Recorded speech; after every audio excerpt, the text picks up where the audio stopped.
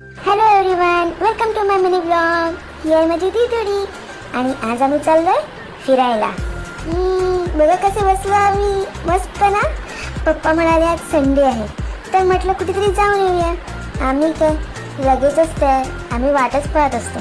पप्पा कधी म्हणते, फार सेफली राईड करवतात ते आम्हाला, म्हणून भीती नाही वाटत. मग ते म्हणाले कुठे जायचं, आम्ही म्हणालो तुम्ही म्हणाल तिथे. मग पप्पा आम्हाला घेऊन आले वानप्रस्थ आश्रमाला. ते म्हणाले इथे खूप बघण्यासारखं पण आहे आणि छान शिकण्यासारखं पण आहे. आम्ही म्हटलं ओके, बघूया काय आहे ते. पप्पाने गाडी पार्क केली आणि आम्ही उतरलो. तिथे आम्हाला एक छान पपी भेटला, खूप क्यूट होता. मला हात लावायचा होता, पण माझी दिदुडी आहे ना, मला मागे मागे खेचत होते. हातच लावू देत नव्हती. मला बोलली तिची मम्मा येईल आणि मला मारेल. मम्मी म्हणाली उगाच कशाला रिस्क घ्या, चला बाबा बाय, असं बोलून आम्ही निघालो.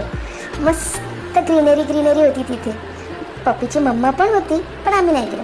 आम्ही तर पळतच सुटलो. फार एक्सायटेड होतो ना, काय बघायला मिळेल. मम्मीला शिवालयाचं एक मंदिर दिसलं.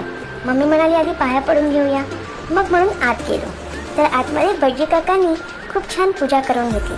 आधी दिदूकडून आणि मम्माकडून आणि नंतर माझ्याकडून आणि पप्पांकडून. मग काय, अशी पूजा तर मी कधीच केली नव्हती.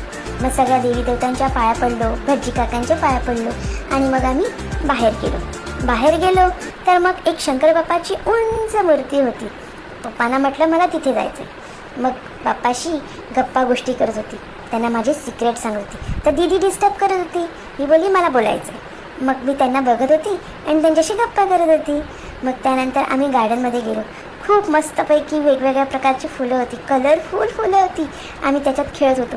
पप्पा म्हणाले चल तुला हम्मा दाखवतो, आणि बघायला आलो हम्मा. तर खूप साऱ्या हम्मा त्यांनी मला दाखवल्या. बाप रे, छोट्या छोट्या हम्मा पण होत्या. मग पप्पा आणि मम्मा हात लावत होते.